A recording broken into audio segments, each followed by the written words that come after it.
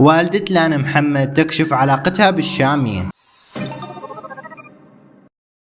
اللي بيتابع لانا محمد والشامي بيعرف انه في اشاعات كبيرة عن ارتباطهم، حيث القصة بدأت من نجاح الشامي الكبير بمجال الغناء، حيث مع انتشار اغانيه عبرت لانا عن حبها لفنه ودعمته وحضرت أولى حفلاته، وحتى أنها سافرت للأردن لحضور حفلة له وتصورت معه أكثر من مرة. ومن هنا بدأت إشاعات كبيرة عن ارتباطهم، والشامي وضع لايك لأكثر من تصميم للانا محمد، ومن بعدها ظهر الاثنين بصورة سويا خلال تواجد الشامي بدبي لإقامة حفلة. وقبل الحفل خرج مع عائلة لانا ولين لأحد المطاعم، وأحد من فانز الشامي كتب لوالدة لانا: خالته لانا والشامي في شي بينهم أو لا؟ وردت سوزان حسين والدة لانا: حبيبتي بنتي هلا عم تدرس ومشغولة بدراستها، لا مرتبطة بالشامي ولا بغيره. وانتو اكتبوا لنا رأيكم بإجابة والدة لانا بالتعليقات.